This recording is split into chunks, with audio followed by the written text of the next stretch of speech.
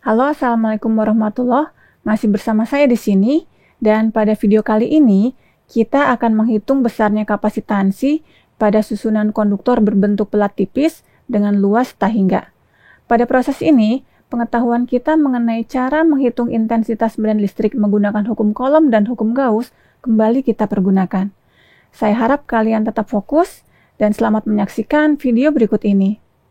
Sebelum kita melihat contoh soal, saya tampilkan kembali prosedur untuk menghitung kapasitansi. Ada 4 langkah. Harap diperhatikan dengan seksama, dan mari kita terapkan langkah-langkah ini di contoh soal berikut. Hitung besarnya kapasitansi pada susunan 2 buah lempeng konduktor dengan luas tak hingga, di mana daerah antara konduktor diisi oleh dielektrik dengan permitivitas epsilon 1.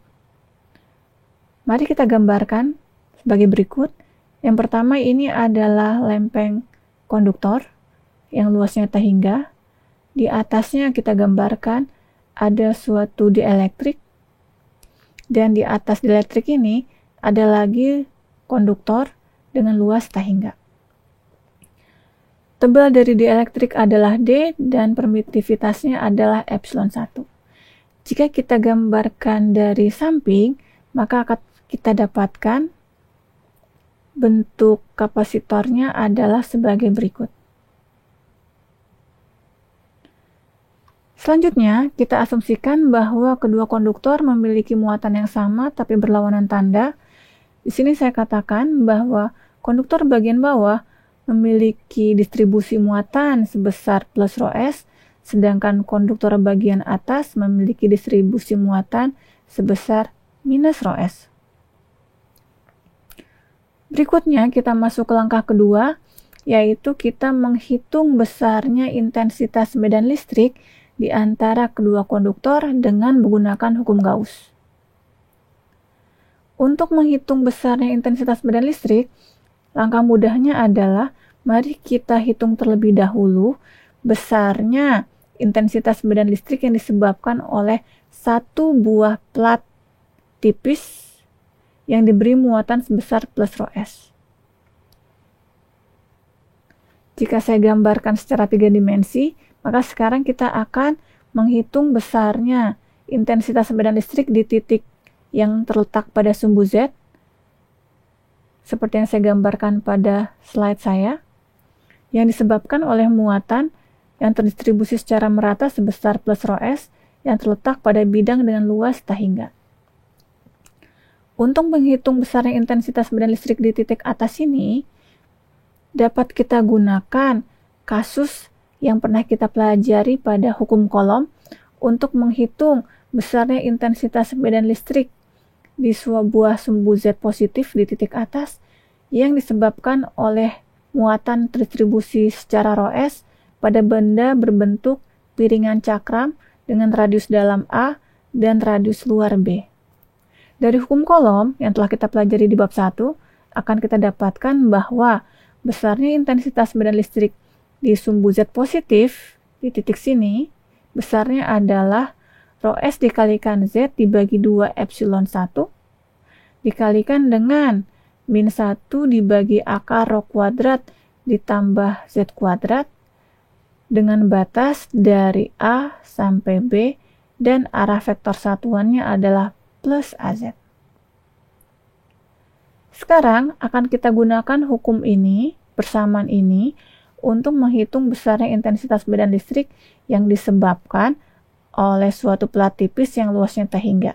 Di mana untuk kasus ini berarti nilai A kita set sebagai 0, sedangkan nilai B kita set sebagai tak hingga, sehingga akan kita dapatkan bahwa besarnya intensitas medan listrik yang disebabkan oleh satu buah plat yang memiliki distribusi muatan sebesar plus rho s adalah rho s dibagi 2 epsilon 1 dengan arah AZ. Maka jika saya gambarkan di sini, jika kita memiliki satu buah plat konduktor dengan distribusi muatan plus rho s, maka di titik di atas plat, besarnya intensitas medan listrik adalah rho s dibagi 2 epsilon 1 AZ arah ke atas, sedangkan di bawah plat besarnya adalah sama dengan arahnya adalah ke bawah, berarti muatan positif pada plat ini akan menghasilkan medan listrik yang keluar menjauhi plat. Dengan cara yang sama, mari kita perhatikan jika kita memiliki suatu plat tipis yang diberi muatan sebesar minus rho S, maka besarnya intensitas medan listrik yang dihasilkan oleh muatan yang berada pada plat tipis ini, arahnya dapat kita lihat pada slide. Nah, sekarang karena kapasitor melibatkan dua susunan konduktor, jika kita jumlahkan akan kita dapatkan susunan kapasitor, di mana di tengah-tengah antara konduktor bawah dan konduktor atas akan terdapat medan listrik yang arahnya ke arah atas, yaitu dari muatan positif ke muatan negatif, yang besarnya adalah rho S dibagi epsilon 1 dengan arah AZ. Dengan kata lain, besarnya intensitas medan listrik di antara dua buah konduktor adalah rho S dibagi epsilon 1 AZ. Selanjutnya kita akan menghitung besarnya beda potensial dengan menggunakan persamaan bahwa V sama dengan minus integral E dot dl, di mana kita masukkan batas-batas pengintegrasiannya. Di sini kita masukkan bahwa integrasinya adalah dari D ke 0 atau dari plat atas ke plat bawah, karena harus kita ingat kembali bahwa plat bawah memiliki jumlah muatan yang lebih besar. Itu artinya bisa kita artikan sebagai sudah ada muatan yang ada di plat atas yang pindah ke bawah. Berarti pergerakannya adalah dari D ke titik 0.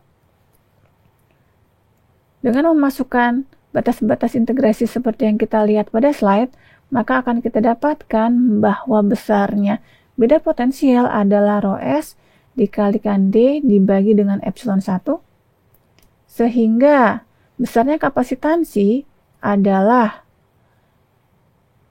epsilon 1 dikalikan A dibagi D, di mana A di sini adalah luas dari plat konduktor.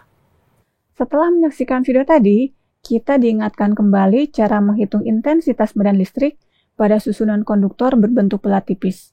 Dan juga kemudian, setelah itu kita hitung nilai dari kapasitansinya.